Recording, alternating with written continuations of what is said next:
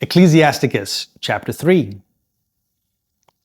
The sons of wisdom are the church of the just, and their generation obedience and love. Children, hear the judgment of your father, and so do that you may be saved. For God had made the father honourable to children, and seeking the judgment of the mothers had confirmed it upon the children. He that loveth God shall obtain pardon for his sins by prayer, and shall refrain himself from them, and shall be heard in the prayer of days. He that honoureth his mother is as one that layeth up a treasure. He that honoureth his father shall have joy in his own children, and in the days of his prayer he shall be heard. He that honoureth his father shall enjoy a long life, and he that obeyeth the father shall be a comfort to his mother.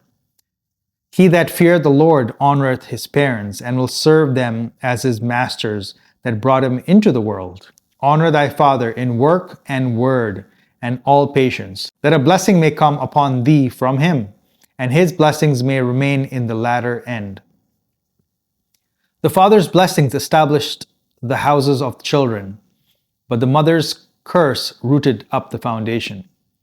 Glory not in the dishonour of thy father, for his shame is no glory to thee. For the glory of a man is from the honour of his father, and a father without honour is the disgrace of the son. Son, support the old age of thy father, and grieve him not in his life. And if his understanding fail, have patience with him, and despise him not when thou art in thy strength.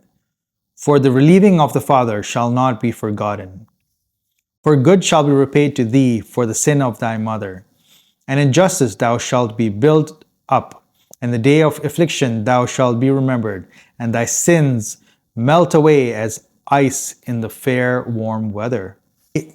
Of what an evil fame is he that forsaketh his father, and he is cursed of God that angered his mother. My son, do the works in meekness, and thou shalt be beloved above the glory of men. The greater thou art, the more humble thyself in all things, and thou shalt find grace before God. For great is the power of God alone, and he is honoured by the humble. Seek not the things that are too high for thee, and search not into things above thy ability. For the things that God had commanded thee, think on them always, and in many of his works be not curious. For it is not necessary for thee to see with thy eyes those things that are hid. It is unnecessary matters. Be not over curious, and in many of his works thou shalt not be inquisitive. For many things are shown to thee above the understanding of men, and the suspicion of them hath deceived many, and had detained their minds in vanity. A hard heart shall fear evil at the last, and he that loveth danger shall perish in it. A heart that goeth two ways shall not have success, and the perverse of heart shall be scandalized therein. A wicked heart shall be laden with sorrows, and the sinner will add sin to sin. The congregation of the proud shall not be healed, for the plant of wickedness shall take root in them, and it shall not be perceived. The heart of the wise is understood in wisdom, and a good ear will hear wisdom with all desire. A wise heart, and which hath understanding, will abstain from sins, and in the works of justice shall have success.